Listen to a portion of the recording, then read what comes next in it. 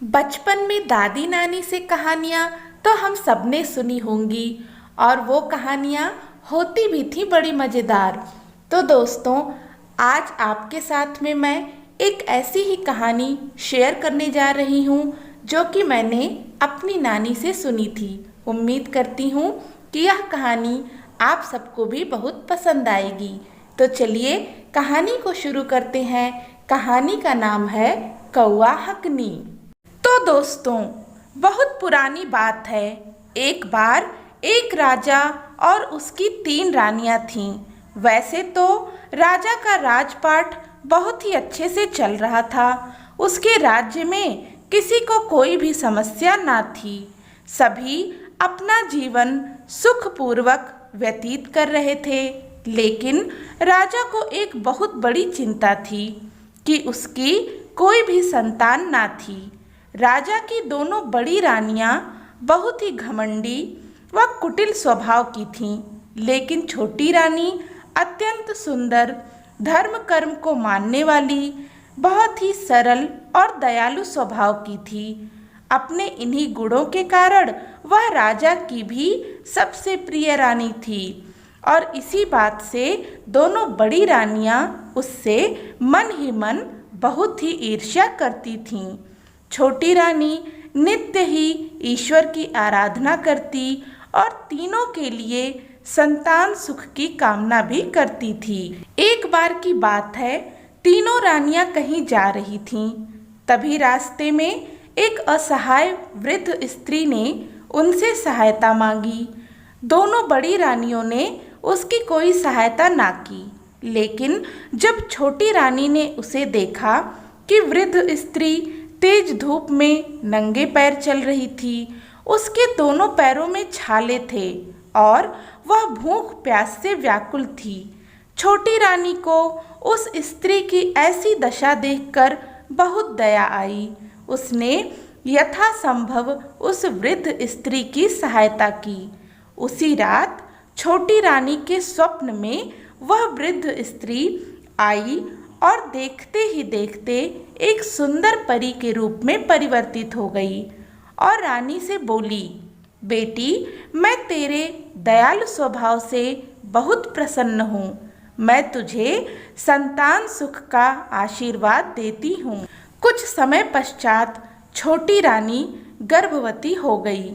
जब राजा ने यह समाचार सुना तो वह बहुत प्रसन्न हुआ। उसने पूरे राज्य में अशर्फियाँ, वस्त्र और मिठाइयाँ बंटवाने का आदेश दिया। लेकिन दोनों बड़ी रानियाँ यह समाचार सुनकर अत्यधिक ईर्ष्या से भर उठीं। उन्होंने सोचा कि यदि हमसे पहले इसने संतान को जन्म दे दिया तो हमारा तो महत्व ही खत्म हो जाएगा। एक तो यह पहले से ही राजा की प्रिय रानी है और संतान को जन्म देने के बाद इसका मान सम्मान ही सर्वोपरि होगा। हमारी दशा तो दासियों के समान हो जाएगी और भविष्य में इसी का पुत्र राजा भी बनेगा। मन में ऐसे बुरे भाव रखने वाली दुष्ट रानियों ने कई बार छोटी रानी के गर्भ को गिराने का प्रयास भी किया, किंतु ईश्वर की कृपा और रानी के पुण्य कर्मों से उसे और उसके गर्भ को कुछ भी ना हुआ। आखिरकार वह दिन आ गया जब छोटी रानी को प्रसव पीड़ा आरंभ हो गई। दुर्भाग्यवश उस दिन राजा राजमहल में ना था, वह शिकार के लिए गया हुआ था। दोनों बड़ी रानियों की देखरेख में छोटी रानी का प्रसव कराया गया। उसने 2 सुंदर बच्चों को जन्म दिया, एक बेटा और एक बेटी, और अत्यधिक प्रसव पीड़ा के कारण वह अचेत हो गई। जब उन दुष्ट रानियों ने उसके सुंदर, कोमल, तेजस्वी बच्चों को देखा तो मन ही मन तड़प उठीं। उनके कलेजे पर तो मानो सांप लौट गए। ईर्ष्या और कुंठा से भरी उन पापिनों के मन में एक दुष्ट विचार आया। उन्होंने सोचा कि राजा तो यहाँ है नहीं और रानी भी अचेत पड़ी है, अतः उन्होंने एक दासी को धन का लालच देकर उसके बच्चों को नगर के किसी कुम्हार के आवे में जाकर छुपा देने का आदेश दिया। दोस्तों, कुम्हार का आवा वह स्थान होता है जहाँ पर कुम्हार अपनी मिट्टी के बर्तन पकाता है।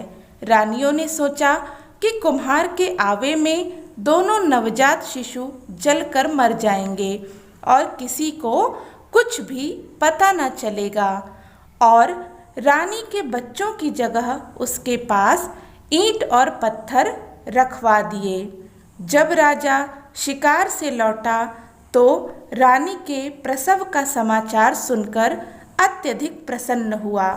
तभी दोनों दुष्ट रानियां उसके पास गईं और बोली कि हे राजा, छोटी रानी तो डायन है, चलकर देखें कि उसने क्या जन्म दिया है। जब राजा रानी के कक्ष में पहुंचा तो वहां ईंट पत्थर देखकर आश्चर्यचकित हो गया। दोनों रानियों ने उसके कान भरे कि अरे, यह स्त्री नहीं, डायन है, डायन।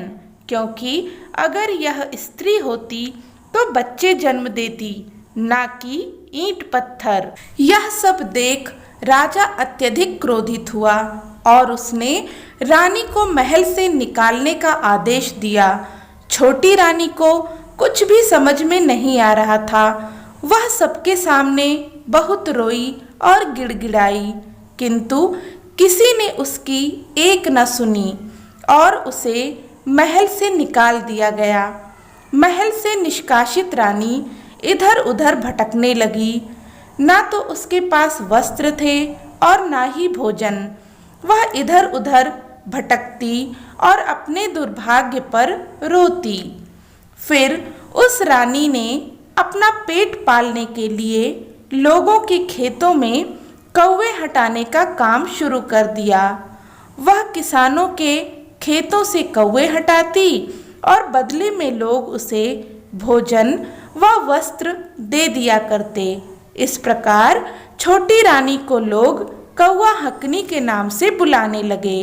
उधर राजमहल में दोनों दुष्ट रानियां छोटी रानी को महल से निकलवाकर बहुत ही प्रसन्न थीं और राजा के साथ राजपाट का आनंद ले रही थीं। लेकिन भाग्य का खेल भला कौन जानता है। उन दुष्ट रानियों ने छोटी रानी के बच्चे को जिस कुम्हार के आवे में रखवा दिया था, जब कुम्हार ने आवे में आग लगाई और 3 दिन बाद अपने बर्तन निकालने के लिए आवे को खोला तो उसकी आंखें फटी की फटी रह गईं। कहानी में आगे क्या हुआ, यह जानने के लिए कहानी का दूसरा भाग जरूर देखें। और अगर यह कहानी आपको पसंद आई, अच्छी लगी, तो प्लीज़ इसे लाइक और शेयर जरूर करें। साथ में चैनल को सब्सक्राइब करना ना भूलें। धन्यवाद।